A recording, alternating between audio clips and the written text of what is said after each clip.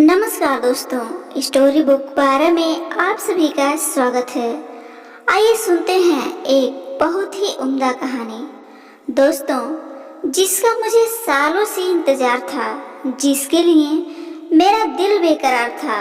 वो घड़ी अब आ गई और मेरी प्यारी बहू मेरे घर आ गई।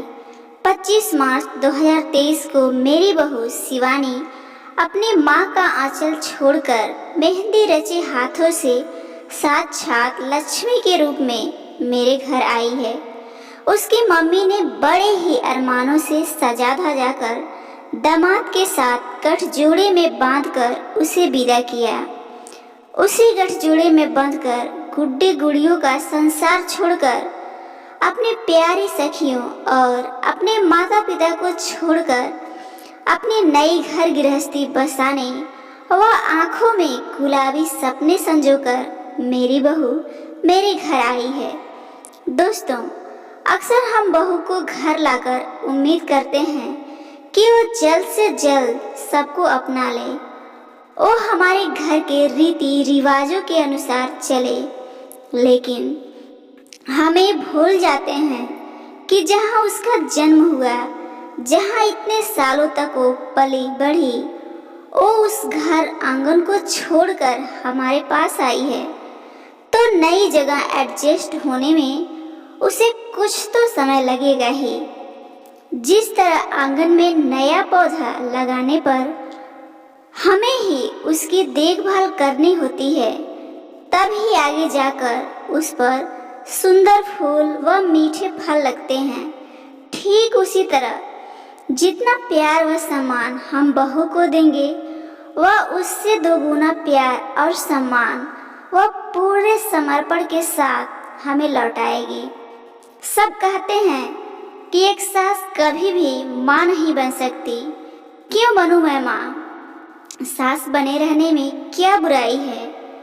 वैसे भी मैं चाहे कितनी भी कोशिश कर लूं, लेकिन मैं बहू की माँ नहीं बन सकती, क्योंकि न ही देवकी की तरह मैंने उसे जन्म दिया है और न ही यशोदा की तरह मैंने उसे पाला है। फिर मैं उसकी माँ कैसे हो सकती हूँ? हाँ, माँ जैसे जरूर हो सकती हूँ, लेकिन मुझे माँ जैसे भी नहीं बनना, मुझे किसी के जैसे नहीं बनना। मैं शिवानी की अच्छी सास बनूंगी। मैं मानती हूँ कि पहले की ज्यादातर सासुएं कुछ तो अभी भी हैं, बुरी ही होती हैं। इसलिए सास सब सुनते ही मन में एक गुस्सैल, बात बात पर चिल्लाने वाली नारी की तस्वीर आंखों के सामने आती है। रही कसर टीवी सीरियलों ने पूरी कर दी। सीरियलों ने सास की इमेज को इतना कलुषित कर दिया कि स्वयं कोयला भी शर्मा जाए।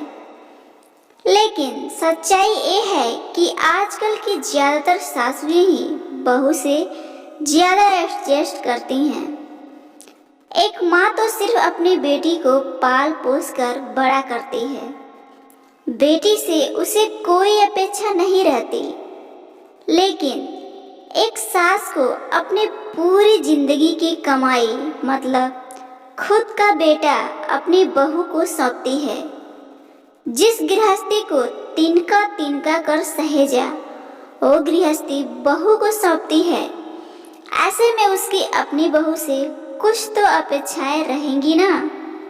जैसे देर तक सोने पर एक माँ अपनी बेटी को शायद कुछ ना कहे, लेकिन सास को तो बहू को वक्त पर जगाना और घर गृहस्थी अच्छे से संभालना सिखाना पड़ेगा।